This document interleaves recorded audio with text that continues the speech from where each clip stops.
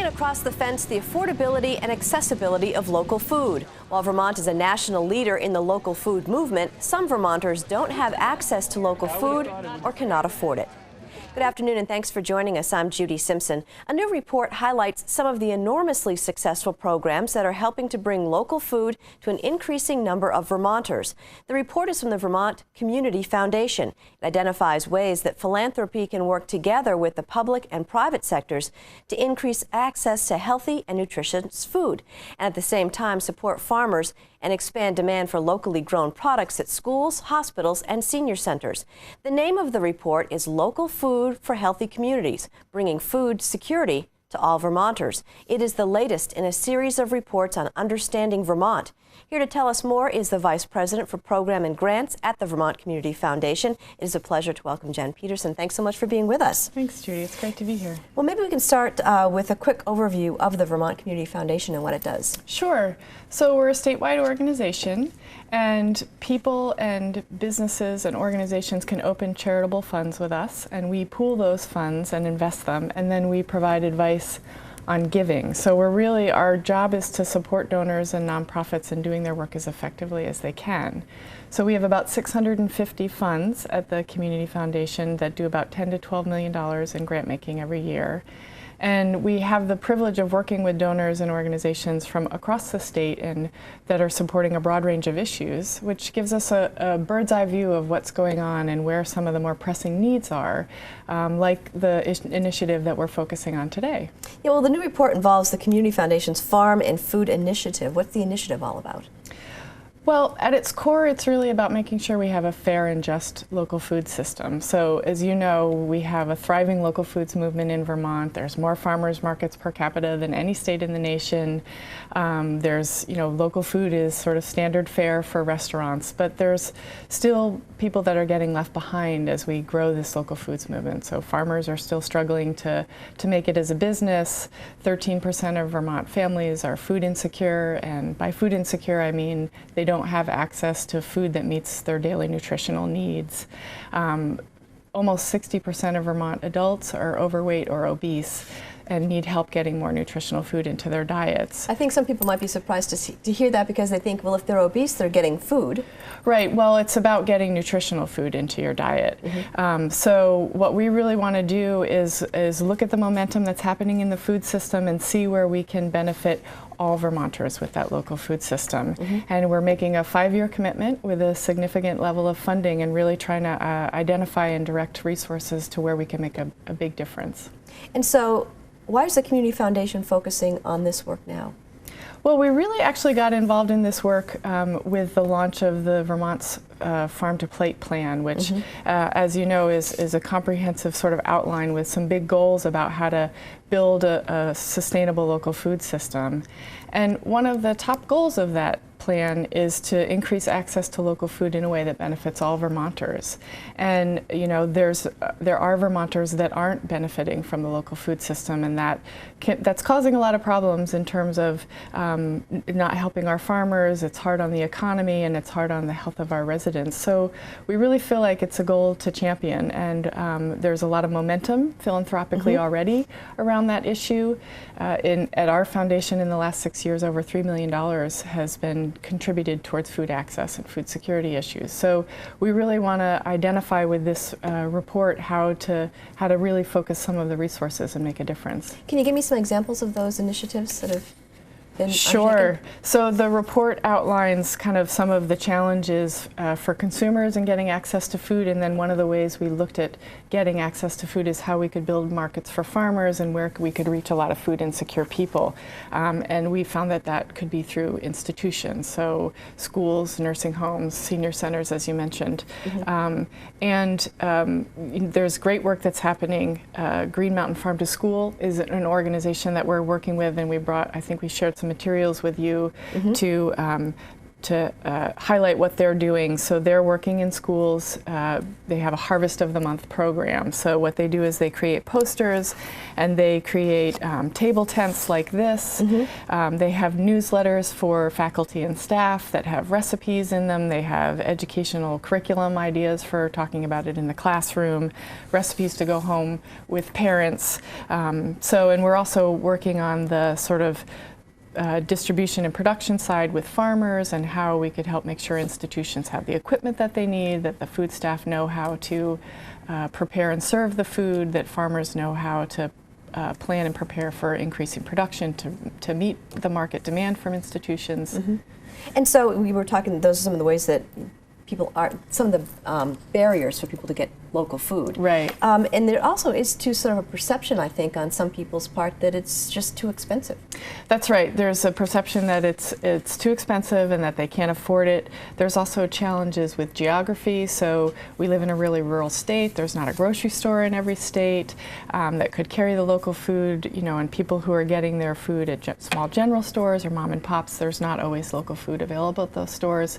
And there's also, in a lot of cases, just a lack of familiarity with fresh whole foods and how to cook and prepare it. That is a huge issue because it's a lot easier if you have the food there and then you have a recipe that goes with it than to just try to look at it and think, what am I going to do with that? Right. And I think when you see it sort of in its whole form, it feels a little overwhelming for how do I prepare that in a way to eat it? And there's a lot of really simple ways, and we just have to get that information out there. And so what are some of the other issues that you're looking at? And also you're partnering with other organizations that are trying to do the same thing. That's right. So as I mentioned, we're making a 5-year commitment of significant funding. We made $250,000 plus in grants this past year, and we're getting ready to make another round of grants. Green Mountain Farm to School, which has the beautiful posters, and for the Harvest of the Month Club. Vermont Farm Viability Project, No for Vermont are doing matchmaking sessions for institutions and farmers so they can meet each other and see if there's some magic to be made there in business partnerships. Hunger Free Vermont was another one of the organizations that we funded to help increase the eligibility to free and reduced lunches, which is another way actually to bring also more money into the schools so they can purchase local food. There's any number of organizations that we sort of highlight in this report, Local Food for Healthy Communities that you mentioned, and it talks about just the different areas in the farmers and institutions and consumers that are places where people could make a difference if they wanted to make a donation. Yeah, because I know I've talked to some farmers who are trying to branch out to reach different markets, and they say that that's really hard because they're not familiar with marketing and they've got to learn a whole new aspect to their business. Exactly. I think some of the challenges around institutions too are distributing. How do you get the food to any number of schools? How do you process it so that it's ready to be taken in and then prepared and served by schools? So those are some of the areas that we're looking at. How do we make that a smoother and easy system?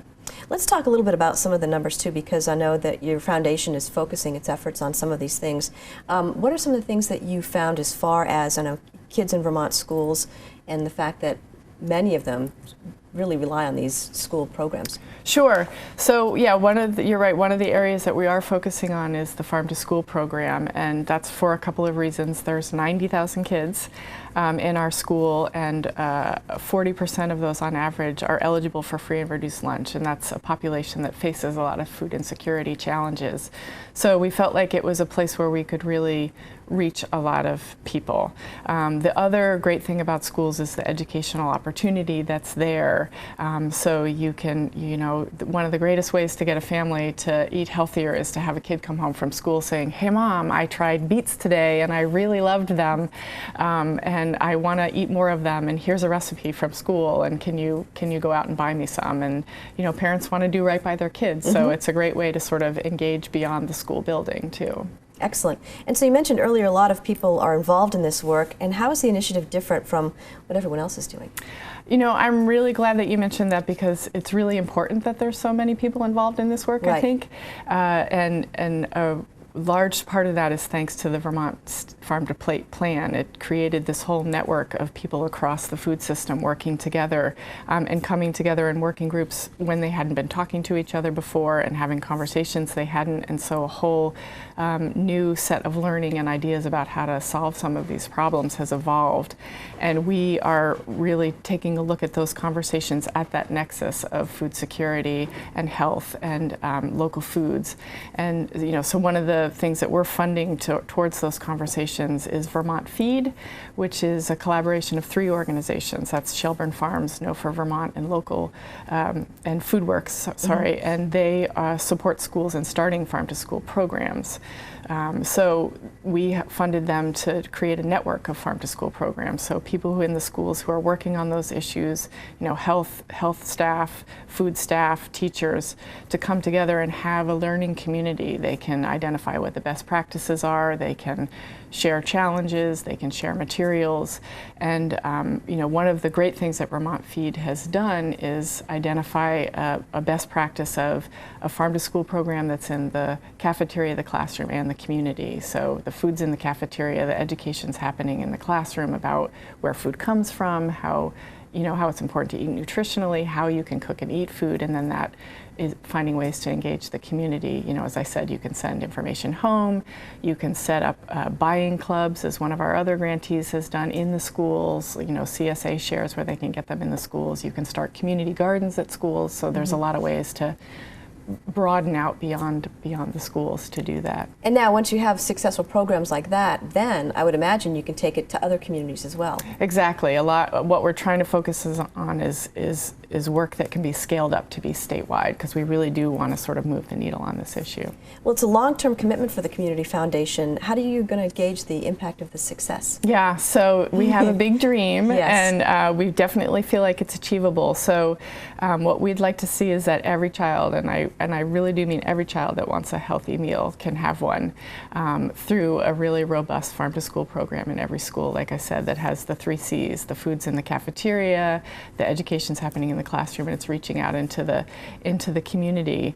And that means that the farmers that want to build their businesses through those sorts of markets will have the access to do that. And so we feel like if we can accomplish those 3 things, we're really on the whole going to have a Vermont that's healthier and more just.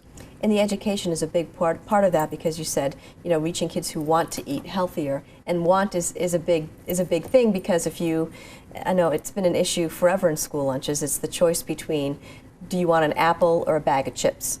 Right. Yes, and so it's about behavior change and getting people to sort of understand how important it is and to want to do that. And the Department of Health does a lot of work in this area too, and their motto is we want to make the healthy choice the easy choice. And so we're looking for ways to just really make these systems work smoothly, so that's the easy choice for people to make. And so how do food shelves fit into this whole equation? It's a great question. The charitable food system in Vermont is really, really strong, and organizations like Vermont Food Bank and Salvation Farms have done incredible work to get local foods into the charitable food system, and there's tremendous support philanthropically for that that's really important.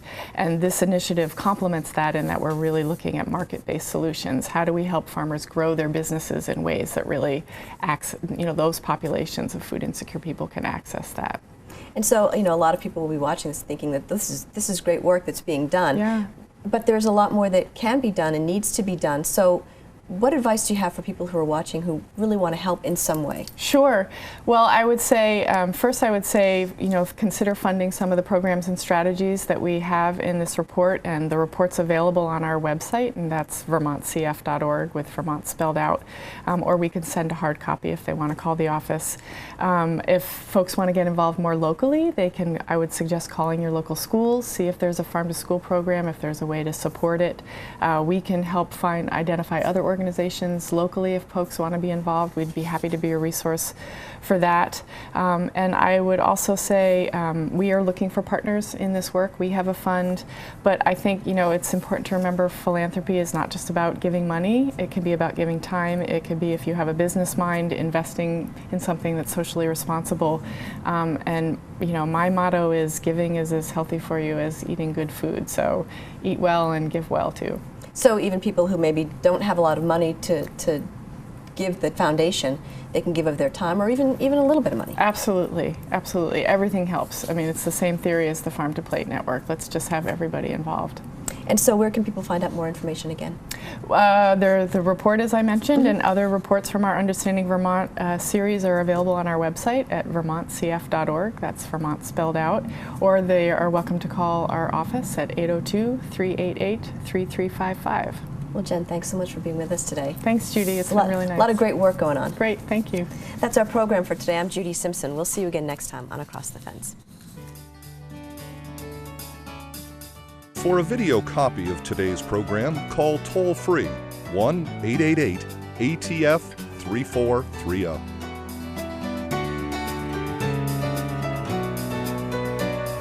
Across the Fence is brought to you as a public service by University of Vermont Extension and WCAX-TV.